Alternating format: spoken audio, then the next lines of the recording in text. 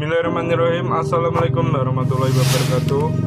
Pemirsa yang dirahmati Allah, marilah kita simak ceramah dari Kiai Haji Muhammad Bakit dengan tema 3 hal yang akan membuat istighfar bermanfaat. Sebelumnya marilah kita bersolawat terlebih dahulu. Allahumma sholli ala sayyidina Muhammad wa ala ali sayyidina Muhammad. Selamat menyaksikan. Idza tabal 'abdu ila Allah taubatan wa 'azama 'ala al-istiqamah wa 'ala al-iqla' 'anil dhunub wa waqa'a bil ma'siyati min ghairi qasdin minhu falyatub ila Allah wal ya'zim 'ala al-istiqamah walau marrat fala'alla dhalik akhiru dhanbin qaddira 'alayhi. Apabila bertobat seorang hamba kepada Allah, tobat, dan dia mencita-cita untuk istiqamah, dalam tobatnya, artinya mempertahankan tobatnya itu, dan dia bercita-cita berhenti dari segala dosa, maka di kemudian hari dia jatuh dalam satu maksiat, dia jatuh dalam satu dosa, dari ketiadaan rencana, dari ketiadaan sengaja jatuh dalam dosa, maka hendaklah dia tobat lagi kepada Allah dan mencita-cita lagi untuk istiqamah, untuk selalu istiqamah terus menerus dalam tobat, walau marrat, walaupun beberapa kali, walaupun 70 kali sehari. Karena barangkali dosa itu adalah merupakan dosa yang terakhir yang ditakdirkan Allah kepadanya. Nah, para muhibbin rahimakumullah, jadi tobat kepada Allah ini tidak ada batasnya. Berapa kali sehari kita tobat, makin banyak tobat maka Allah makin suka kepada kita. Nah, pagi hari habis salat subuh kita tobat kepada Allah, segala dosa kita pisahkan, kita hentikan, kita sesali, kita bercita-cita untuk tidak mengulang lagi. Nah, tobat kepada Allah dan berjanji bahwa istiqamah dalam tobat ini. Ternyata jam 8 pagi jatuh dalam dosa, entah melihat sesuatu yang dilarang Allah, mendengar sesuatu yang dilarang Allah, mengucap sesuatu yang dilarang Allah, jatuh dalam dosa. Nah, tobat lagi kepada Allah, tobat lagi dan berjanji lagi untuk istiqamah dalam tobat itu. Tahu-tahu jam 10 pagi dosa lagi. Nah, tobat lagi kepada Allah, bercita-cita lagi untuk istiqamah dalam tobat. Ternyata jam 12 melakukan dosa lagi, marat, berulang-ulang. Maka tobat lagi kepada Allah, bercita-citalah untuk meninggalkan segala dosa itu. Kenapa demikian? Kita selalu disuruh untuk tobat, karena siapa tahu itu dosa yang terakhir untuk kita. Siapa tahu dosa yang kita perbuat jam 12 ini dosa yang terakhir yang ditakdirkan Allah untuk kita. Nah, para muhibbin rahimakumullah, jadi artinya bahwa tobat itu jangan sampai menunggu, berbuat dosa di pagi hari ditunggu sampai habis asar tobat. Nah, jangan demikian. Begitu jatuh dalam dosa, tobat kepada Allah.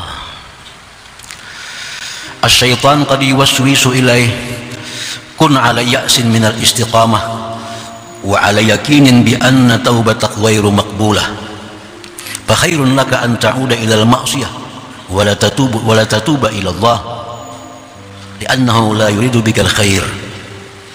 Syaitan ini kadang-kadang memberikan masukan kepada kita, syaitan memberikan was-was kepada kita.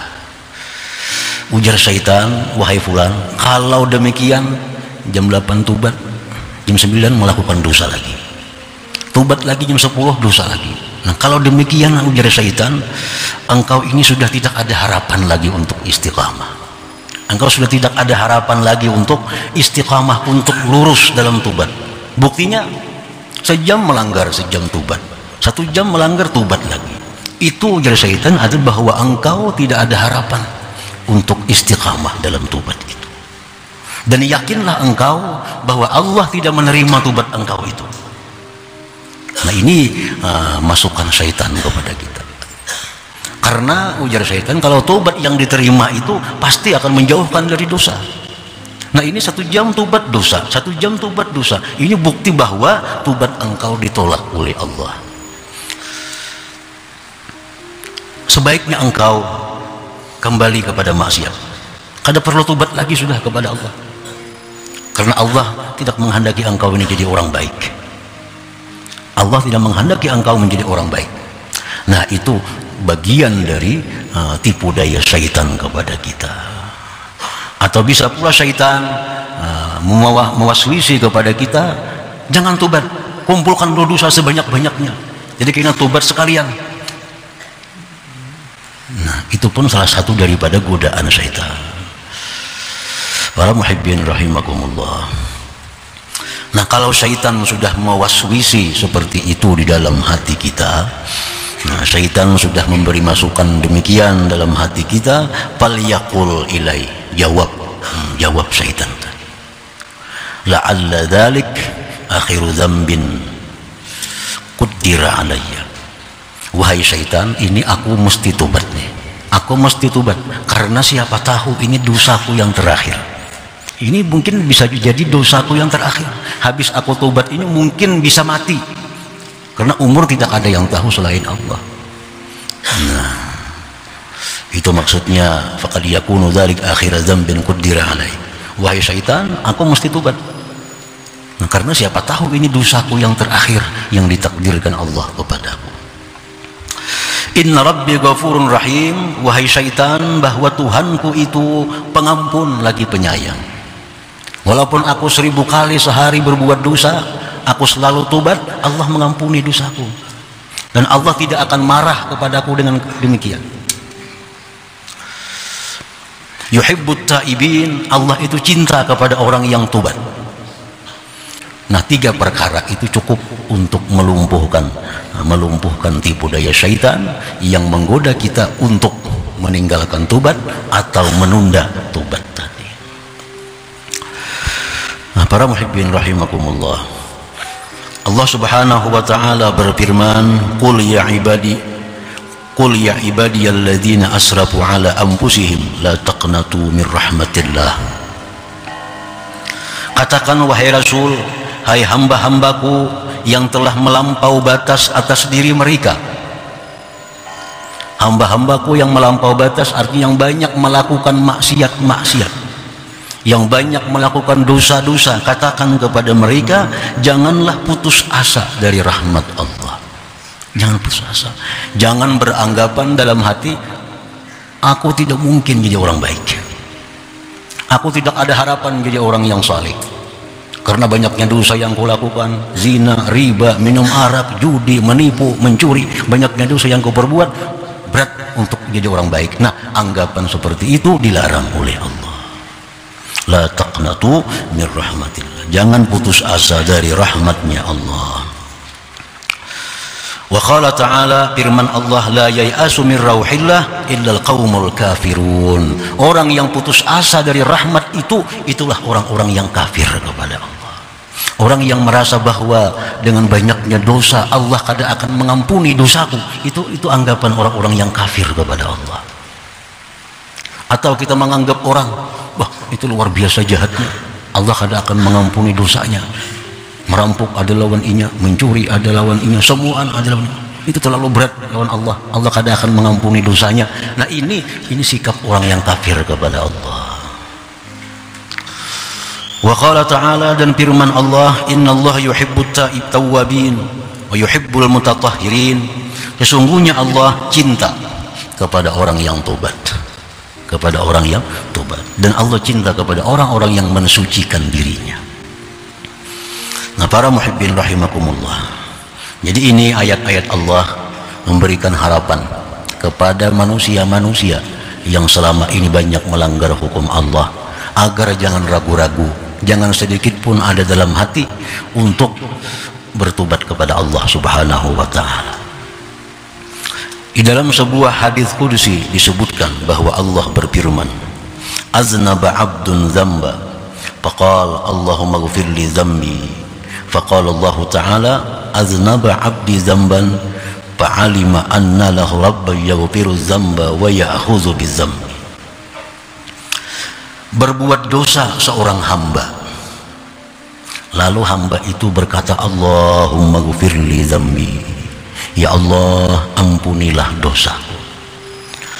Nah, ucapan Allahumma ghfirli dzambi, ampuni dosaku, itu ucapan seperti itu bermanfaat apabila satu menyesali, yang kedua menjauhkan diri dari kemaksiatan itu, melepaskan diri dari kemaksiatan itu, yang ketiga niat tidak akan mengulang lagi. Nah, bila tiga hal itu ada, maka ucapan Allahumma ghfirli dzambi, ya Allah ampuni dosaku, itu ucapan yang bermanfaat, yang diterima oleh Allah.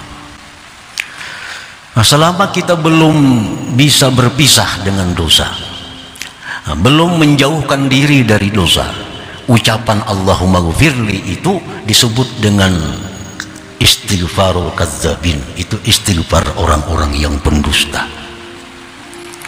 Nah, kita masih bergelimang dengan dosa, masih berada di tempat-tempat dosa. Di situ kita minta ampun kepada Allah, itu minta ampun orang yang bohong. Ini ucapan Allahumma ghfirli dzambi tidak ada manfaat baginya. Jadi Allahumma ghfirli, ya Allah ampuni dosaku, itu setelah melakukan tiga hal: sesali dosa yang diperbuat, nah, jauhkan diri, lepaskan diri dari dosa itu, cita-cita yang kuat tidak akan mengulang lagi, ucapkan Allahumma ghfirli dzambi, nah itu bermanfaat. Nah, para muhibbin rahimakumullah, misalnya umpamanya laki-laki memakai pakaian yang diharamkan Allah, laki-laki memakai pakaian yang diharamkan oleh Allah. Nah, kan laki-laki haram memakai emas contohnya.